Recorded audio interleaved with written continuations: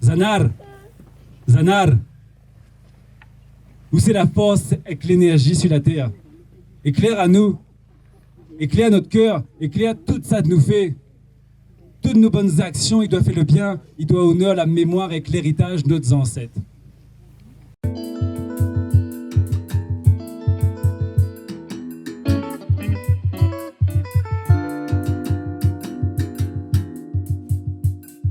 Donc, je suis Noura Koutoubé d'Alberto, je suis enseignante et dans l'association je m'occupe de plusieurs postes, je suis aussi officiante. Et l'association, il y a Zangoul et Miaro, c'est la même association, c'est deux associations différentes? Alors ce sont deux associations qui portent les mêmes valeurs et qui sont partenaires. D'ailleurs certains membres sont dans les deux associations, mais Miaro porte de manière plus forte la partie culturelle et Zangoul regroupe plutôt tout ce qui concerne la partie cultuelle, ça regroupe des officiants. C'est là où on a la toute première stèle en fait, dans l'île qui a célébré le marronnage avec le capitaine Dimitil. Et oui, c'est ça qui a donné le nom de Conmaron.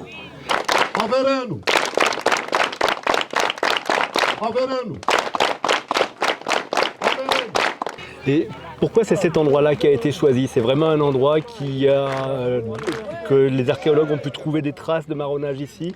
Alors, je ne pense pas qu'ils aient pu trouver des traces de marronnage ici, mais c'est quand même dans le cirque de Sillaos. Les cirques sont quand même des hauts lieux aussi culturels importants. Et l'association Capitaine Dimitil, ce sont les premiers qui ont eu cette soif en fait, de mettre en l'air le patrimoine. Oui. Et comme ils ont en fait, porté le premier hommage en érigeant cette stèle, nous avons décidé ensemble avec le capitaine Dimitil de choisir ce lieu pour base en fait, pour l'hommage aux ancêtres. La stèle dont on parle, c'est celle où il y a trois figures. C'est ça.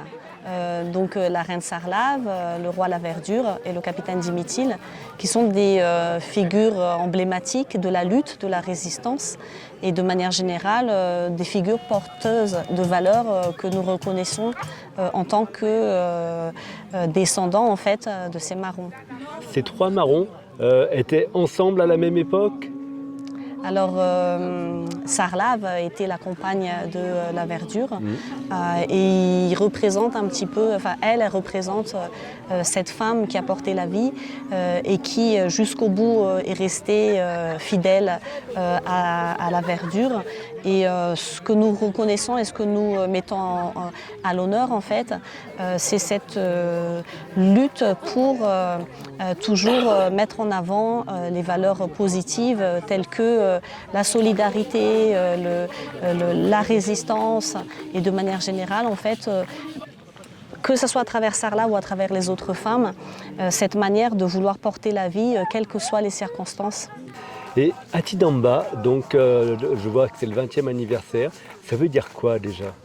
Alors, en fait, Atidamba, ça veut dire que nous allons mettre un linceul, on va déposer en fait l'ancien linceul et mettre un linceul pour accompagner, ancestraliser les morts qui sont partis sans sépulture, parce qu'on sait très bien que ces marrons-là sont morts parfois dans des conditions plutôt ignominieuses, honteuses entre guillemets, même si nous revendiquons plutôt la fierté de leur lutte. Donc, mais ils n'ont pas en fait été honorés correctement. Et une manière pour nous de les maintenir vivants et de revendiquer cet héritage et ce patrimoine, c'est de symboliquement entourer cette stèle de ce linceul, parce que ce linceul en soie sauvage va en fait symboliser les honneurs qu'on porte aux morts. Et c'est une manière en fait de les maintenir vivants, de maintenir vivants les valeurs qu'ils portent. Baila,